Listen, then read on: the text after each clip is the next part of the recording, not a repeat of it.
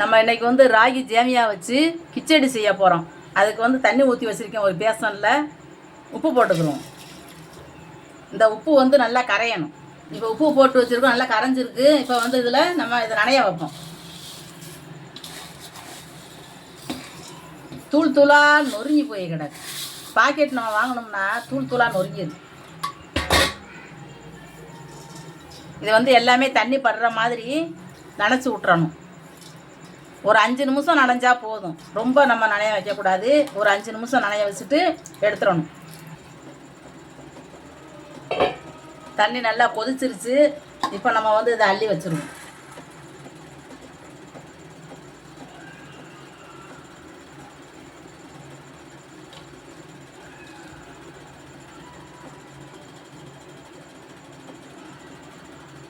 இந்த ஆவியிலேயே வேகும்போது நல்லா வந்துடும்.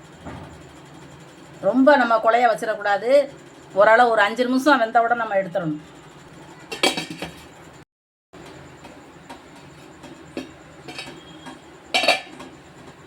நல்லா வெந்துருச்சு. புழு புழுன்றது. பாத்திரத்தை காய வச்சு நம்ம எண்ணெய் ஊற்றி வச்சுருக்கோம். கடலைப்பருப்பு போட்டுக்குவோம். கொஞ்சம் உளுந்த பருப்பு போட்டுக்குவோம். இது எல்லாம் நல்லா வேகட்டும். பருப்பு நல்லா வெந்திருக்கு. இப்போ வந்து நம்ம வெங்காயம் போடுவோம்.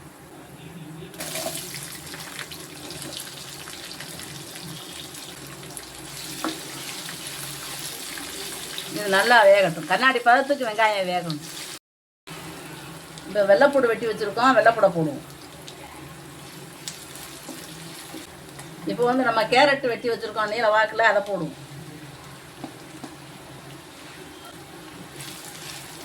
நல்லா வந்து இதை வதங்கணும்.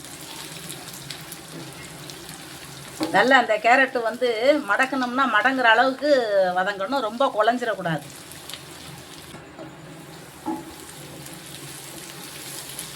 கேரட்டு பாதி வேக்காடு நல்லா வெந்துருச்சு. இப்போ வந்து நம்ம முட்டைக்கோசு போடுவோம். இப்போ இந்த காய்களுக்கு தக்கன உப்பு போடுவோம். ஏன்னா நம்ம வந்து ஏற்கனவே நம்ம சேமியாவில் வந்து உப்பு போட்டிருக்கோம். உப்பு போட்டுதே நம்ம வேக வச்சு வடித்து வச்சுருக்கோம். இப்போ வந்து காய்க்கு மட்டும் நம்ம உப்பு போட்டிருக்கோம். இப்போ நம்ம பச்சை மிளகா வெட்டி வச்சுருக்கோம். காரத்துக்கு கொஞ்சம் போட்டுக்குவோம். காரத்துக்கு நம்ம மிளகா பொடி போடுவோம். இருந்தாலும் கொஞ்சம் பச்சை மிளகாயும் ஒரு 3 மிளகா தூக்கி வச்சுருக்கேன். ரொம்ப காய் எல்லாமே குழையா வந்துடக்கூடாது. எல்லாமே பாதி வேக்காடு தான் வந்துருக்கணும். நம்ம எடுத்து சாப்பிட்றதுக்கு அப்போ தான் நல்லாயிருக்கும்.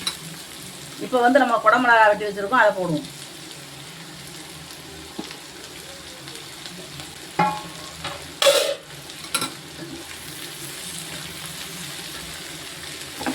குடமிளகாலாம் பாதி வேக்காடு கூட வேகணும்னு அவசியம் இல்லை.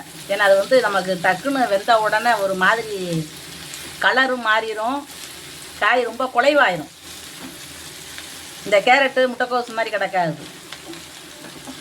தண்ணி கோர்த்துட்டு இந்த குடமிளகா வந்து ஒரு மாதிரி நம்ம புடலங்காய் மாதிரி ஆயிரும். அதனால கொஞ்ச நேரம் ஒரு வேக்காடு வந்தால் போதும். நம்ம குடமிளகா இந்த அளவுக்கு வதங்கிக்கிறதுக்கு எல்லா காயும். இப்போ தக்காளியை போடுவோம். தக்காளி வந்து விதை கிடையாது. விதை இல்லாமல் சும்மா அந்த நம்ம குடமிளகா மாதிரியே வெட்டி வச்சுருக்கேன். இது விதையே இல்லாத தக்காளி.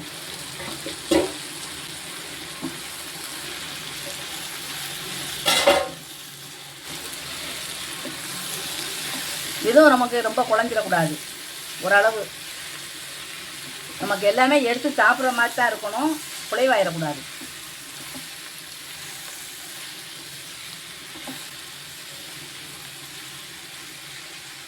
ஒரு 5 நிமிஷம் வேகட்டும். நல்லா வதங்கிடுச்சு. இப்போ வந்து நம்ம வந்து சில்லி சாஸ் கொஞ்சம் ஊற்றுவோம்.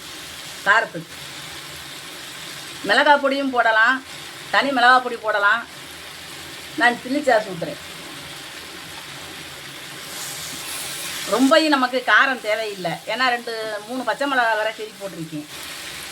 எல்லா காயுமே நமக்கு நல்லா வதங்கி வந்துருச்சு. இப்போ வந்து நம்ம கேப்ப மாவில் செஞ்ச இது நமக்கு சேமியா வந்து இப்போ அவிச்சு வச்சுருக்கோம். அதை நான் இதில் போடுறேன்.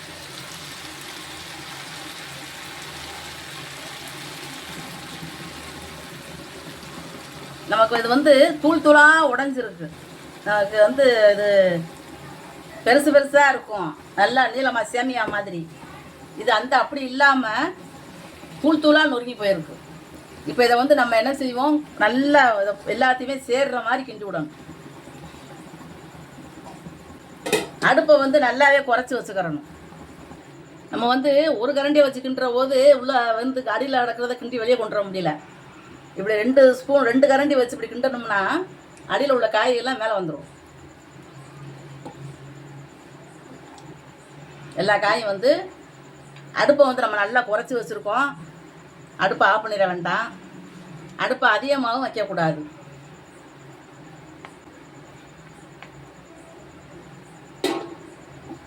இப்போ இந்த அளவுக்கு வந்து நம்ம எல்லாமே கிண்டி விட்டு எடுத்தாச்சு.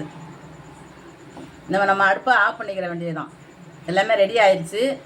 நம்ம ஒரு இப்படி எல்லாமே ரெடி பண்ணிவிட்டு அடுப்பை ஆஃப் பண்ணிவிட்டு நம்ம வந்து மூடி வச்சிடணும்.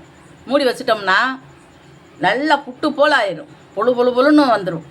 ஏன்னா அந்த நீர் சத்தம் எல்லாமே இந்த பாத்திரம் உறிஞ்சிரும். எடுத்துட்டு நல்லா இருக்கும், சாப்பிட்ற போது நல்லா பொழுன்னு இருக்கும். இந்த காய் எல்லாமே அவ்வளோ ருசி மணத்தோட சூப்பராக இருக்கும். இதுக்கு எல்லா காயும் நம்ம போட்டிருக்கிறதுனால நம்ம தொட்டுக்கிறதுக்கு எதுவும் தேவையில்லை. வேணும்னா தக்காளி சாஸ் எதுவும் பிள்ளைய கேட்டுச்சுன்னா கொடுத்துக்கலாம். சின்னவங்கலேருந்து பெரியவங்க வரைக்கும் சாப்பிட்லாம், ரொம்ப சத்தானது.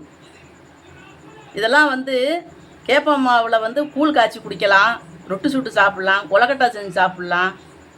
நம்ம எல்லாமே இதில் வந்து கேப்ப மாவில் நான் பூரி கூட போட்டிருக்கேன். கேப்ப மாவில் பூரி சுட்டேன், நல்லா சூப்பராக பொசுன்னு கிளம்பி வந்துச்சு. அந்த மாதிரி நம்ம செஞ்சு சாப்பிட்லாம். இது வந்து வித்தியாசமாக எல்லா காயுமே யாரும் பிள்ளையெல்லாம் காயெல்லாம் சாப்பிட மாட்டேங்கிறாங்க. இப்படி செஞ்சு கொடுத்தோம்னா எல்லா காயும் சாப்பிட்ருவாங்க. இந்த மாதிரி செஞ்சு நீங்களும் சாப்பிட்டு பாருங்கள். இந்த வீடியோ பிடிச்சிருந்துச்சுன்னா லைக் பண்ணுங்கள், ஷேர் பண்ணுங்கள், சப்ஸ்கிரைப் பண்ணுங்கள், பக்கத்தில் இருக்கிற பெல் பட்டனை அமைக்கி விட்ருங்க.